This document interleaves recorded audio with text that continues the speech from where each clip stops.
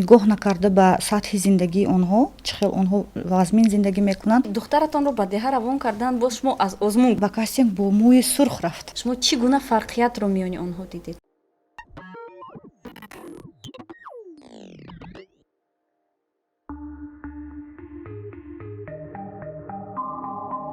замона дигар мешавад, шароити зиндагӣ, ҷаҳонбинии одамон тағйир меёбанд, аммо мушкилоти муноқишаи байни наслҳо ҳанӯзам боқист. шояд ин бархурд бо мурури замон каме дигар шудаву ба замона худро мутобиқ кунад, аммо аз байн намеравад ва табиист ки беихтиёр саволе ба миён меояд ки чаро байни наслҳо чунин ихтилофот вуҷуд дорад.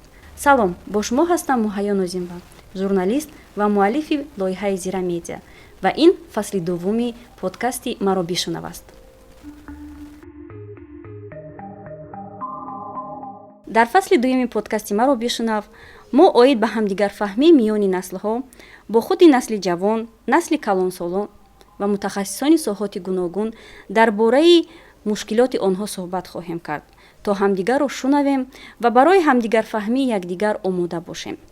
дар нашри навбатии мо ҳузур дорад Фарангиз Шарипова, роҳбалади сайёҳӣ, модари ду фарзанд, писари 21сола ва духтари 15сола. мо Фарангизро барои он ба суҳбати худ даъват кардем ки ӯ дар доираи як лоиҳаи иҷтимоӣ духтари 15солаи худро ба деҳа равон кард ва аз деҳа як писарбачаеро ба хонаи худ қабул кард. чӣ тавр Фарангиз ба ин идея розӣ шуд? аз чӣ тарс дошт? оё ӯ миёни духтари худ ки дар шаҳр бузург шудаву ва писарбачае ки дар деҳот калон шуда ба воя расидааст ягон фарқиятеро дид? ба ин ва дигар саволҳо дар суҳбати мо Фарангиз ҷавоб хоҳанд гуфт. Фарангиз, ташаккур ки розӣ шудед дар ин подкасти мо иштирок кунед. ва суоли аввалам ин аст ки ман ростӣ худам ҳам ки духтар дорам, ҳеҷ тасаввур карда наметавонам ки чӣ тавр шумо розӣ шудед духтари 15солаи худро ба хонаи бегона, ба деҳот равон кунед ва барои чӣ ба ҳамин идея шумо розӣ шудед? бале, саволи шумо бисёр аҷоиб, барои ин ки на танҳо шумо, балки бисёр ёри дӯстои ман ҳамин саволро доданд. Чӣ хел ту модар духтари худро ба деҳот равон кардӣ? лекин бовар кунед, ягон дақиқа натарсидам ва ягон дақиқа дудила нашудам. барои ман, барои ин ки ин таҷриба, фикр кардам ки барои духтари ман як таҷрибаи зиндагӣ мешавад. хоҳ 2-3 рӯз бошадам, хоҳ ҳамин лоиҳа таи 5 рӯз бошадам, ақаллан ҳамин дар даруни 5 рӯз ягон чиз барои худаш дарс мегирад. барои чӣ инро кардам? аслан ин аз вай мебиёд ки вақте ки мо масалан кӯдак будем, ҳамамон мерафтем ба деҳот, ба хонаи модаркалон, ба хонаи бобои биби. он даврои шӯравӣ буд, дар ёд дореда? ҳама мо дар деҳот мерафтем, калон мешудем, унҷанда қати гӯсфандою гову дигар ин барои мо чиз ҳамин чӣ буда? Дастрас буда. ҳозир бинед ки ҳама асри 21 шуд, як замони дигар шуд. ба фикрам ҳамин бобоҳоям дар деҳот, очаҳоям намонданд дигар. намедонам ки камтар шароито дигар шуд. аслан гирем оилаи моро дар деҳот ҳеҷ кас намондааст ва ман мехостам ки духтари ман ҳамин зиндагии деҳотро бинад. барои ҳамин розӣ шудам. худам вақте ки ба кастинг рафтем, аввал ки кастинг эълон карда буданд, вақте ки ба кастинг рафтем мегуфтам илоҳим гузарад. яъне барои духтаратонро ба деҳа равон кардан боз шумо аз озмун гузаштем. чанд нафар будда онҷо бо фарзандони худ? ҳамон рӯз акун ман як 5-6 духтаракро дидам. кастинг ба фикрам 2-3 рӯз давом додагӣ буд. мо рӯзи аввал рафтем. бо вақте ки мо ба кастинг рафтем, медонед ки ҳамин синни 14-15 сола фарзандо гуфти забони русӣ переходный возраст мегузаронам ва духтари ман ба кастинг бо мӯи сурх рафт. ҳамихе мӯи сурх дошт рафт. ман гуфтам ҳеҷчи, гуфтам майле кун, як мегузаштагистем. баъд вақте ки мо рафтем, модаро мегуфтанд ки шумо чӣ хел фарзандатонро овардед? ман гуфтам ман мехоҳам ки гузарад. баъд ба фикрам ҳамин бисёр хостам ва вай кастингро гузашт. Фарангиз, барои ман аҷибаш ин аст ки шумо гуфтед ки ба фикрам духтарам 5 рӯз онҷо буд. бале. баъд аз бозгашт шумо дар фарзанди худ чӣ дигаргунӣ дидед? вақте ки духтарам аз деҳот омад, аввалаш ки омаду ҳамин аз дар омаду дар омада гуфт мама, модар, ман бо ҳамин дастоям нон кардам. ман гуфтам да, бо чӣ кор кардӣ? баъд бо ҳамин почаҳоям вай шираи чӣ мегӯд, вай гова баяш тапак мегӯям. Тапак кардааст. Тапак кардам. Акош мегӯяд фу ту духтари деҳот шуда омадӣ. Гуфтам хеле вай карда омад. Баъд бисёр не хурсанд буд. Баъд мама гуфт ман шир ҷӯшидам, худам говро вай эҳсосотҳои зиёд дошта буд. Хай ман хурсанд шудам ки вай ҳамин камтар бошадам зиндагии деҳотро аз ҳамин аз дарун дид. На балки ҳамту мо аз масалан гӯем аз оини нилгун ё аз интернет вай ин чизро дид ки ана соати 5 саҳар мехезад, ҳавлӣ мерувад, гов меҷӯшад, ана дигар он корҳое ки аксарият духтарҳои деҳот инро чун ҳамчун мекунанд. ба андешаи шумо Фарангиз, ана ҳамин дигаргуние ки ӯ дар кору фаъолияту дар зиндагии ҳаррӯзаи духтари шаҳр дошт ва вақте ки қиёс кард, дар оянда ба ӯ дар зиндагӣ кор меояд, ягон кӯмак мекунад ё на? Зиндагии дар деҳот буданаш? Бале. Ба фикрам бояд кӯмак кунад. Акнун ҳар як фарзанд як чӣ хоса дорад, мнение чӣ мегӯянд, як фикру фикри андешаҳои худро дорад. Вақте ки мо дар бораи ҳамин лоиҳа гап задем, рафтани сафар кардани деҳот духтарамам, вай гуфт ки ман акнун қадр мекунам занҳои деҳотро. Ман акнун қадр мекунам духтарҳои деҳотро.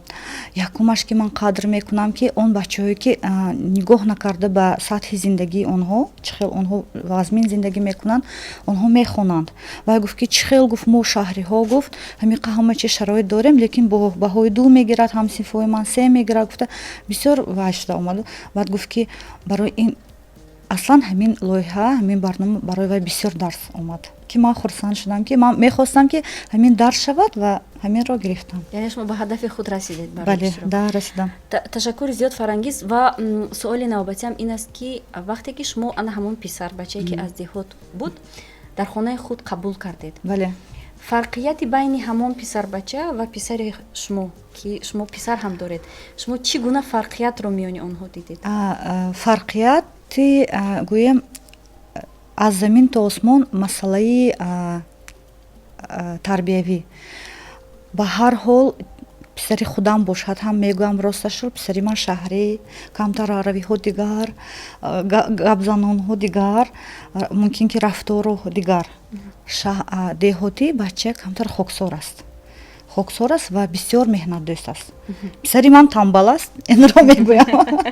Бигзор шунавад, тамбал аст ва ман ҳаминро бисёр хушҳол шудам ки писари деҳот ҳамин хел хоксорона, лекин як бош чист ки аз ягон аваи замонавӣ намондааст. Медонад интернет, даромадани вай дар YouTube канал чӣ дорад, дар YouTube канали худро дорад. Яъне ки тафаккури ӯ ё ин ки донишҳои ӯ оид ба технологияи нав аз писари шумо қафо нест? Не, қафо мумкин ки даже баландтар аст. Барои ин ки писарҳои бачаҳои деҳот мехоҳанд ки аз шаҳр намонанд, онҳо ба фикрам мумкин дучанд ё сечанд нақстар мехонанд. Намехоҳанд ки масалан аз бачаҳои шаҳр монанд, мумкин талаботи онҳо нисбат ба худаш баланд аст. Яъне ки аз кӯшиш мекунад ки аз замона қафо монда набошад. Не, аммо ба масъалаи хоксориш ба бисёр ё ин ки барои ман ҳамихел писар рафтид, номи вай Амирҷон буд, бисёр бачаи нав буд. Бисёр хушсанд шудам ки ҳамин писар ҳамин ваям кастингро гузашту ҳамин ба хонаи мо ҳамин. Амирҷон чанд сола буд? Вай 1 сол аз Камила калон буд, 17 сола буд. 17 сола буд. Фарангиз, бисёр ҳамин дар ҷомеаи мо бисёр уман дар ҳама давру замон ихтилофот миёни наслҳо буд ва имрӯз ҳам вуҷуд дорад. Дар мавриди оянда шояд он ҳам хоҳад буд. Лекин ба андешаи шумо вақте ки шумо худатонро муқоиса мекунед бо фарзандонатон, чӣ гуна дигаргуниро мебинед? Акун даври мо ям буд ҳамин чиз. Чӣ хеле ки шумо туғри гуфтед, ҳама вақт ҳама замон ҳамин чиз ҳаст. Акнун даври мо вақте ки падару модарамон ягон сухан мегуфтанд, мо албатта сарамонро хам карда ҳа хуб гӯш мекардем. Ҳозир фарзандон мегӯяд ки ман бояд мнение чӣ мешавад ваи худамро гӯям. фикри худамро дошта бошад. Аз як тарафи дигар ин хуб аст ки вай кӯдак фикри худашро дорад, лекин аз тарафи дигар чун модар ман бояд ки не ту бояд маро гӯш кунӣ. сахт мерасад. аммо ба ҳар ҳол ман худамро ҳаракат мекунам ки аввал фикри вайро гирам, гӯш кунам, баъд ҳардумо шинем, ҳаминро баъд ягон ҳамин проблемае ки дар ягон чиз пайдо шуд ҳал кунем. Аслан мана дугонаҳо мегӯянд ки фарҳангиз ту бисёр бачаҳотро озод калон мекунӣ, яъне сахт ҷанг намекунӣ.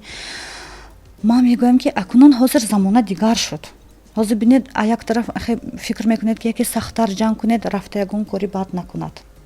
ҳозир барои он ки бисёр дар сайтҳо ҳар хел душманои ҳамин сайти ҳастанд ки бисёр ба фикри андешаи бача мерасонад. ҳамин чизҳоро фикр мекунаму баъд ба бачаам аз сар гуфтам ки он чизе ки дар проблема шумо доред ман ба омада гӯед, ман шуморо ҷанг намекунам. ҳамин аст ҳамсуҳбат мешем, ҳал мекунем, баъд ягон роҳи ҳалро да. хай баъзе мешавад ки ҳама хел масъала мешавад ки вай проблемаҳошонро гӯш кунам, сарам сафед мешаваду худамро сахт медорам ки аввал гӯш кунам, баъд ҳамин ҳалли масъаларо ёбем. фарҳангизҷон, ба фикри шумо барои чӣ миёни наслҳо ана ҳамин гуна ихтилофот ҳаст? ба фикри шумо ҳамин сабаб дар чи аст? хай замона дар ҷояш намеистад. моям пир шудем. ҳозир бинед ки ҳозир асри 21 ин ихтилофот мешад, ба фикрам буд мешад ва ин чиз аз байнам гум нахоҳад шуд ба фикри ман. ба андешаи шумо чӣ бояд кард ки ана ҳамин ихтилофи назар миёни наслҳо бо роҳи ҳамдигарфаҳмӣ ҳал карда шавад? ҳарчанд шояд он аз байн наравад, шояд ҳамеша хоҳад буд, аммо шумо чӣ ба фикратон чӣ бояд кард? ба фикри ман гӯш кардани якдигар. мо бояд якдигарро гӯш кунем, барои он ки аксарият вақт мо намешунавем якдигарамо. якта мо дод мегӯем, ин суханро мегӯем, дигарамо ин суханро, ин нуқтаи зеринро мегӯем, якдигараморо гӯш намекунем. бояд ки мо гӯш кунем якдигараморо.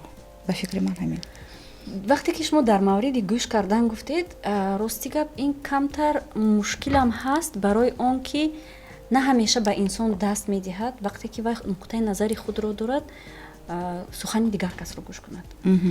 чӣ тавр аз таҷрибаи шахсиятон чӣ тавсия медиҳед ё чӣ гуфта метавонед ки мисол якдигарро ҳарду насл ҳам насли ҷавон ва ҳам насли калонсол тавонад сухани якдигарро шунидан, яъне фарқияти байни гӯш кардану шунидан ҳаст. мешавад ҳама хел вайҳо ки ҳозир айни ҳол писари ман 21 сола, вақте ки мин синои 16-17 сола шуд, бисёр маро диққат мекард. ба ростӣ шух буд бачаи ва вақте ки мактабро хатм кард, ман гуфтам ки ту бояд ҳарбӣ равӣ. барои он ки барои мо ба модарон мо фикр мекунем ки вақте ки писарбача ҳарбӣ мерад, вай камтар қадри модар, қадри ватан. ҳарчанд писари шумо яка писар аст? ҳарчанд ки писари ман якто бошад ҳам, лекин ман мехостам ки вай ба ҳарбӣ равад, барои он ки хизмати ҳарбӣ равад, барои он ки ба ҳар яке мо чунин як мисол аст ки вақте ки фарзанд ҳарбӣ рафт, вай камтар қадри зиндагӣ, қадри модар, қадри хешу табор дигар мекунад. Вай писари ман сафари ҳарбӣ кард, 2 сол хизмат кард, бале камтар қадр пайдо кард. яъне назари ӯ ба зиндагӣ дигар шуда, қадрдонӣ мекардагӣ шуд, бисёр меҳрубонтар шуд. лекин ба ҳар ҳол ман гуфтанӣ ҳастам ки то ҳарбӣ рафтанашам, ман қати писарам мешинондам, мегуфтам мефаҳмам туро, мефаҳмам ки хунат ҷӯш намеистад, мефаҳмам ки ту дигар ақида дорӣ, лекин ту бояд фаҳм ки ман модаре ки туро гуфтам қабул кардам бо ҳамин камбудиҳот, пастиҳот, баландиҳот ва ман бояд ислоҳ кунам, барои он ки ту барои ман азизтар ҳастӣ.